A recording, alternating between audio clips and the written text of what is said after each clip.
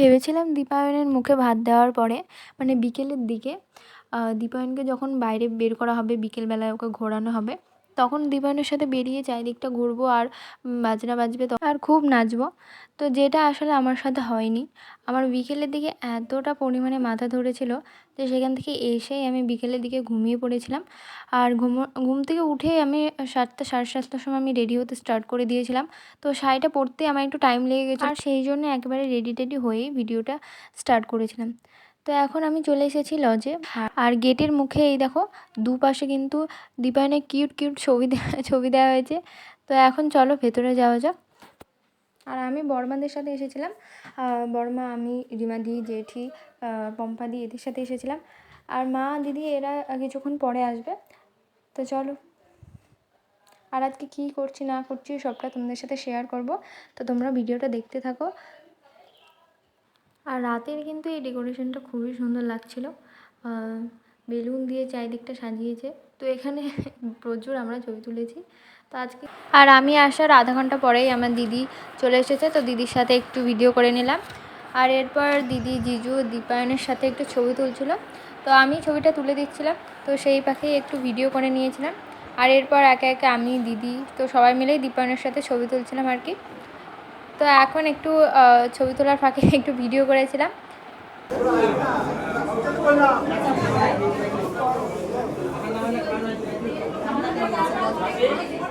তো ছবি টবি তোলা হয়ে যাওয়ার পর আমরা চলে গেছিলাম একটু ফুচকার স্টলে।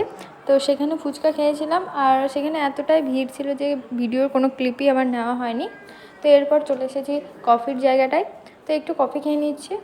আর এরপর যেটা করব সেটা তো তোমাদের সাথে শেয়ার করব। তো একটু একটু করে সমস্ত ভিডিওটা করেছি।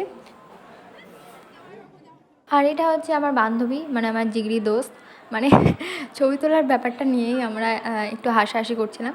তো আর এটা হচ্ছে আমার একটা ছোট্ট মাসিমণি, মানে ও বেলুনটা পেয়ে যে কী যে খুশি আর কী যে আনন্দ, মানে ও এখন এই বেলুনটা ধরেই থাকবে আর এটা নিয়েই খেলবে। আর আমার বান্ধবী এখন বাড়ি চলে আসছে, তো ওই জন্য ওর সাথে একটু হাই হ্যালো করে নিলাম। আর ওকে টাটা বলে আমি এদিকে খেতে চলে এসেছি। আর খেতে বসে মেনু কার্ডে চোখ বোলাতে না বোলাতেই পাতে পড়ে গেছে চিকেন কাটলেট। তো এটা খাওয়ার পর আমি নিয়ে নিয়েছি ফ্রায়েড রাইস। আর ফ্রায়েড রাইসের সাথে পনির দিয়ে একটা তরকারি ছিল যেটা আমি খাইনি, তো সেই কারণে নিইনি। আর এরপরে দই কাতল ছিল, তো সেটা নিয়েছি। আর এটা খেতেও কিন্তু ভীষণ সুস্বাদু ছিল। তো এটা খাওয়ার পর নিয়ে নিয়েছি চিকেন কষা আর তার সাথে ভাত। তো এটা দিয়ে এখন চলো খাওয়া স্টার্ট করি। তো চিকেন দিয়ে একটু ভাত খেয়ে নিয়েছিলাম। আর শেষ পাতে যেটা ছিল চাটনি, পাঁপড়, 2 রকমের মিষ্টি, আর শেষে পায়েসটাও ছিল, কিন্তু সেটা আমি খাইনি, তো সেই কারণে নেওয়া হয়নি। আর এই হচ্ছে আমাদের তোলা কিছু ছবি দিদির সাথে, জিজুর সাথে, আমরা 3 বোন। তো এই ছবিগুলো তুলেছিলাম, তো সেগুলোই তোমাদের সাথে একটু একটু করে শেয়ার করার চেষ্টা করলাম। তো চলো আজ এইটুকুই। দেখা করবো আবার একটা ছোট্ট ভিডিওতে। তো সবাইকে টাটা। আর অনেকটাই রাত হয়েছে, তো সকলকে গুড নাইটও। দেখা করবো আবার একটা নতুন ভিডিওতে। আর ভিডিওটা কেমন লাগলো অবশ্যই জানিও। বাই।